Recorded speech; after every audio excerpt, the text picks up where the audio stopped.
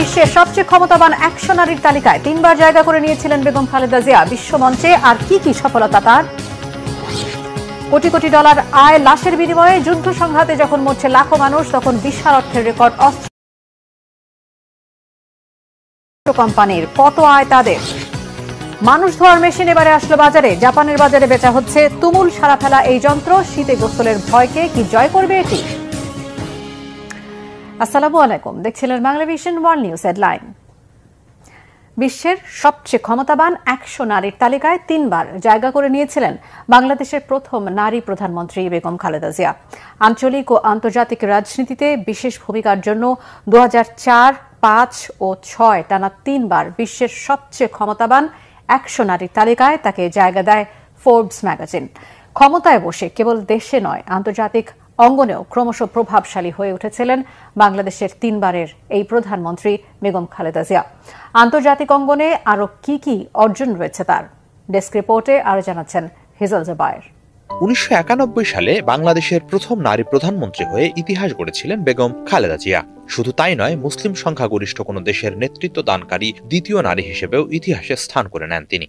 মাইলফলক এসব অর্জন কেবল দেশের রাজনীতিতেই নয়, আন্তর্জাতিক অঙ্গনেও খালেদা জিয়ার একটি শক্তিশালী ভাবমূর্তি করে দেয়। এক মুসলিম সংখ্যাগরিষ্ঠ দেশের নির্বাচিত নারী রাষ্ট্রপ্রধান হিসেবে তার উত্থান গুরুত্বপূর্ণ আলোচনার জন্ম দেয় বিশ্ব গণমাধ্যম ও কূটনৈতিক মহলে। তিনি প্রধানমন্ত্রী হিসেবে দায়িত্ব গ্রহণ করলে দক্ষিণ এশিয়ায় সূচিত হয় নারী নেতৃত্ব ও ক্ষমতায়নের এক নতুন অধ্যায়।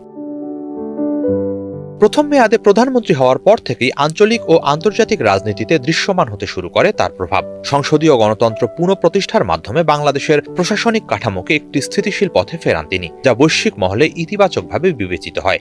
শিক্ষা বিস্তারে বিশেষ করে মেয়েদের জন্য যেসব উদ্যোগ তিনি গ্রহণ করেন, যেমন মেয়েদের শিক্ষাবৃত্তি, ফ্রি প্রাইমারি শিক্ষা এবং গ্রামীণ অঞ্চলে শিক্ষার প্রসার, তা আন্তর্জাতিক উন্নয়ন সংস্থাগুলোর ভূয়সী প্রশংসা অর্জন করে। 1992 সালে তিনি হোয়াইট হাউসে যান এবং তৎকালীন মার্কিন প্রেসিডেন্ট জর্জ H.W. বুশের সঙ্গে সাক্ষাৎ করেন। বৈঠকে গঙ্গার পানি বণ্টন সমস্যা, রোহিঙ্গা শরণার্থী সংকট ও বাংলাদেশে দুর্যোগ মোকাবেলা সহ বিভিন্ন ইস্যুতে আলোচনা হয়। 1993 সালে ঢাকায় সার্ক সম্মেলনের আয়োজন করে খালেদা জিয়া দক্ষিণ এশীয় আঞ্চলিক সহযোগিতা সংস্থা সার্ককে পুনরুজ্জীবিত করেন। তার সরকার আঞ্চলিক সহযোগিতাকে বিশেষ গুরুত্ব দেয় এবং তিনি সংস্থাটির চেয়ারপারসন হিসেবে দায়িত্ব পালন করেন। খালেদা জিয়ার নেতৃত্বেই বাংলাদেশ জাতিসংঘের আন্তর্জাতিক শান্তিরক্ষা কার্যক্রমে আরও বিস্তৃতভাবে অংশগ্রহণ শুরু করে, যার ধারাবাহিকতায় বিশ্বের অন্যতম প্রধান শান্তিরক্ষী বাহিনী প্রদানকারী দেশ হিসেবে প্রতিষ্ঠিত হয় বাংলাদেশ। প্রথম মেয়াদে ক্ষমতায় বসে অর্থনৈতিক সংস্কার এবং